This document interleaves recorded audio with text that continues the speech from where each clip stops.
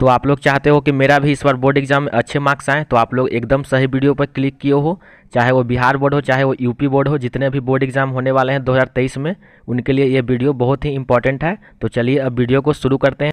तो हम आपको इस वीडियो में इकोनॉमिक्स के कुछ इंपॉर्टेंट क्वेश्चन बताने वाले हैं, जो कि हर साल बोर्ड एग्जाम में पूछे जाते हैं और इस बार भी 100% पूछे जाएंगे। तो चलिए अब वीडियो को शुरू करते हैं। तो पहला प्रश्न है, एक संतुलित बजट किसे कहते हैं? तो किसे कहते हैं, 4 ऑप्शन है। तो इसका जो सही आंसर होगा वो होगा ऑप्शन ए, जब व्यय और प्राप्तियां बराबर हो।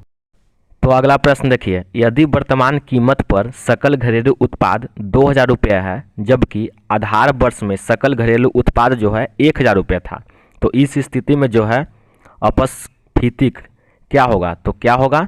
तो जब आप लोग इसको सोल्व कीजिएगा तो इसका आंसर आ जाएगा क्या, 200%। तो फिर अगला प्रश्न है, राजकोषीय एवं बजट घाटे को कैसे काम किया जा सकता है?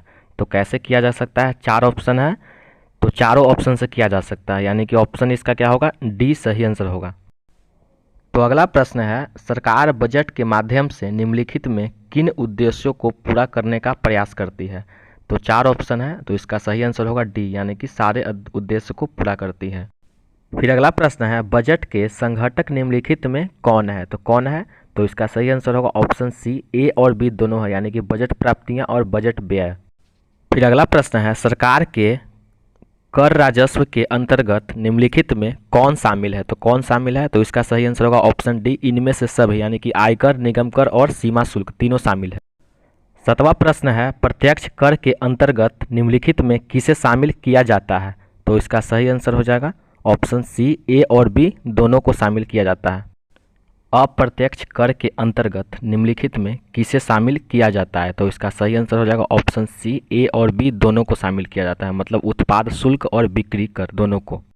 अगला प्रश्न है, ऐसे व्यय जो सरकार के लिए किसी परिसंपत्ति का सृजन नहीं करते वो कहलाते हैं। तो क्या कहलाते हैं? तो कहलाते हैं ऑप्शन ए, राजस्व व्यय। 10वां प्रश्न है, प्रत्यक्ष कर है, यानी कि प्रत्यक्ष कर जो है वो क्या है? तो 4 ऑप्शन है, तो आप बताइए कि क्या है? तो इसका सही आंसर हो जाएगा ऑप्शन ए, आयकर है। फिर अगला प्रश्न है, केंसियन विचारधारा के अंतर्गत आय के संतुलन का निर्धारक निम्नलिखित में कौन है? तो इसका सही आंसर होगा ऑप्शन सी, ए एवं बी दोनों है। फिर अगला प्रश्न है, केंसियन बचत निवेश दृष्टिकोण के अनुसार आय रोजगार संतुलन निर्धारण निम्नलिखित में किस बिंदु पर होगा? तो किस बिंदु पर होगा? तो इसका सही आंसर होगा ऑप्शन सी, आई बराबर एस। फिर अगला प्रश्न है, आय एवं उत्पादन के संतुलन स्तर पर सामूहिक मांग में वृद्धि होने पर निम्नलिखित में किसमें वृद्धि होती है? तो किसमें होती है? तो इसका सही आंसर होगा ऑप्शन डी, इनमें सभी पर, यानी कि रोजगार, उत्पादन और आय तीनों पे होती है।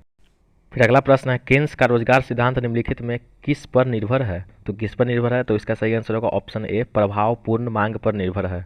फिर अगला प्रश्न है, केन्स के सिद्धांत का संबंध किससे है? तो किससे है? तो इनमें से सभी से है, मतलब ऑप्शन डी इसका सही आंसर होगा।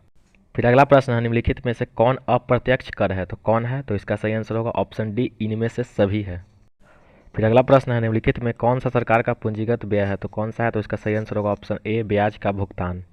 फिर अगला प्रश्न है, बजट शब्द की उत्पत्ति हुई तो किससे हुई? तो इसका सही आंसर होगा ऑप्शन ए, फ्रेंच शब्द बॉगट से हुई।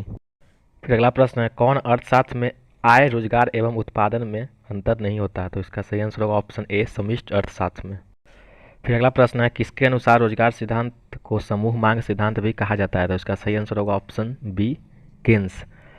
तो आज का ये सेशन खत्म हुआ। वीडियो कैसी लगी आप कमेंट करके जरूर बताइएगा। अच्छी लगी हो तो एक लाइक जरूर कर दीजिएगा और चैनल पर नया तो चैनल को सब्सक्राइब जरूर कर दीजिएगा। जय हिंद, धन्यवाद।